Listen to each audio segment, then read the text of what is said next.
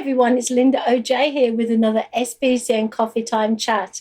And today I have absolutely no idea who's enjoying a coffee with me. Yeah, that's not a surprise, Linda. It's been how many years now? Okay, so I will introduce you. I'm sorry, I'm teasing you. So it's Brendan Waller from Design Network. And I believe we met in William's coffee shop. That's right. You were just sitting there doing nothing. Like Yeah, and then you just showed up and started talking. Did we meet on LinkedIn? I think it was, actually, I think it was Twitter. Twitter. Yes, yeah. And so I said, would you like to come out for a coffee? Mm-hmm. Which was in a coffee shop, not in my coffee shop. And I thought you were the bee's knees. I thought you were absolutely wonderful, didn't I? Well, until you forgot my name about 2 weeks later. And as I explained to you then, I meet many, many people. So it's become a running joke. But tell us a little bit about your business, what you do. Well, the Design Network actually has been an idea I've had for, I guess, it's been like 15 years. I started really noticing when I was working in film that if you started saying no to a client, you probably didn't see them again. And it's not a good thing. Well, it depends on the client. Is it a paying client? Yeah, paying. No. Okay. And scene. So, yeah, I got the idea for the Design Network a number of years ago when I was in film. And what it was is when you said no to a client that you couldn't do something, often they went and they looked for that person who could facilitate everything for them under one roof. When I got into marketing, I guess it'll be about 7-8 years ago now, I saw the same thing. I graduated and I was more of a print designer. And people would come to me and they're like, well, can you do a video? Can you do a website? And I didn't want to say no anymore. But could you do all those things? No, it's I impossible. couldn't. I love you to bits, but even you're not that good. No. And I think it's definitely a very big realization to have, is you can't be a jack of all trades and still provide actual value to clients, because what are you doing for your clients then is giving them substandard work, and you're having to learn as you go. So you're actually billing them to learn. With the Design Network, what I ended up doing was finding a whole bunch of great freelancers and independent business owners all across Waterloo region, and they all specialize in their areas. So when somebody comes to us now and says, can you do, say, social media? Yes. Myself and 2 other people in the Design Network can actually facilitate social media for them. So you're full service organization? We're full service, absolutely. How did you know who to pick for your organization? Because today, so many people say, I'm an expert in this, I can do this, I can do that. How did you know which were the best people for you? Well, it was kind of actually similar how to you and I met. I ended up spending about probably 6 to 8 months interviewing my first group of about 5 contractors. Yeah. And it was really a combination of personality and skill set. Yeah. These people are not only representing themselves in the Design Network, but they're representing me and they're representing everybody else. Yeah. So they have to be friendly and approachable. They have direct line of sight to our clients. So if they're engaging directly, I can't have them not kind of represent us as a group. Now, are you a micromanager? Do you trust your people to do what they do best, or are you kind of, you want to do it my way, you want to do it like this?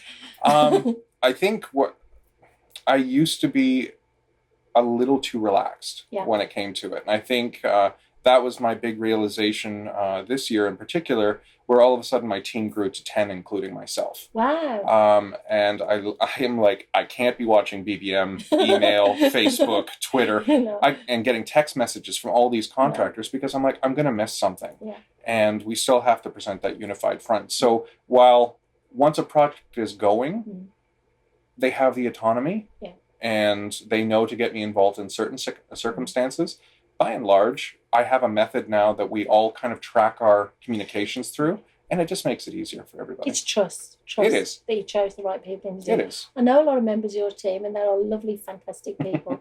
So you're one of the ambassadors also for the Small Business Community Network.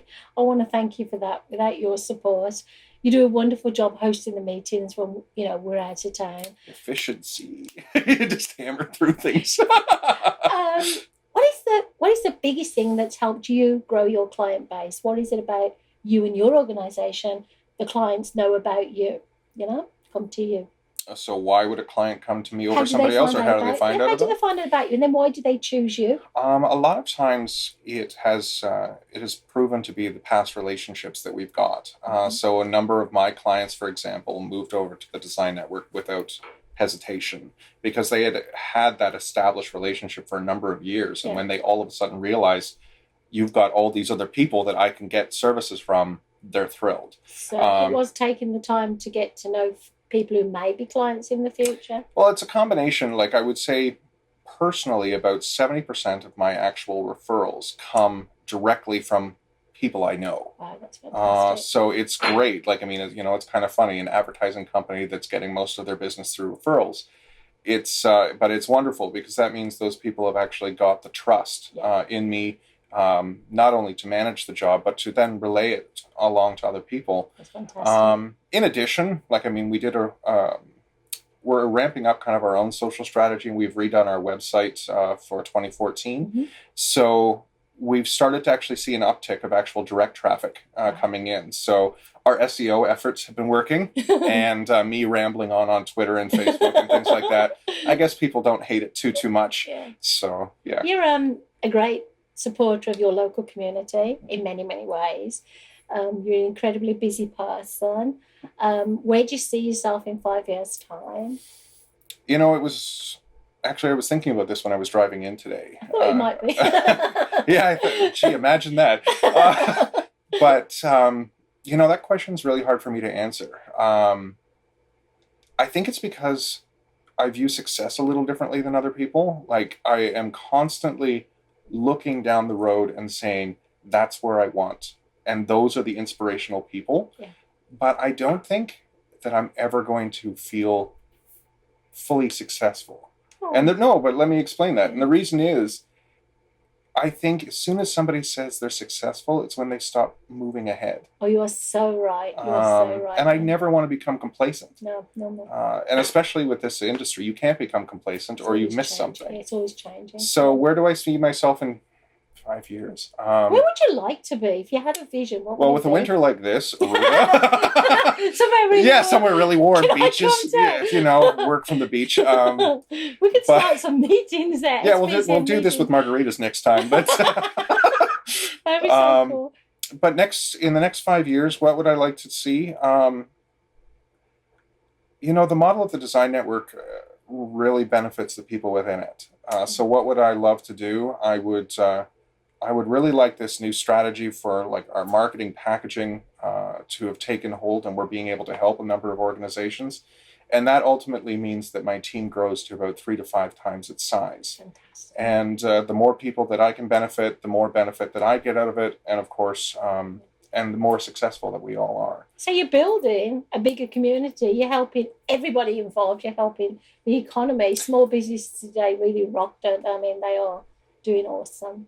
Well, it's just, I think the way, and I actually really appreciated this when I moved back from Toronto to Kitchener, was the whole business idea that the only way you could exist was to obliterate your competition. No.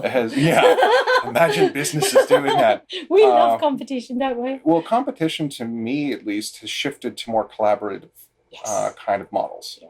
And I think what better kind of community for us to actually establish that in than a community that's already kind of fostered that mentality. How did you get so wise? Well, the gray hair has to account for something. So I think it's partly because we enjoyed a cup of coffee. Absolutely.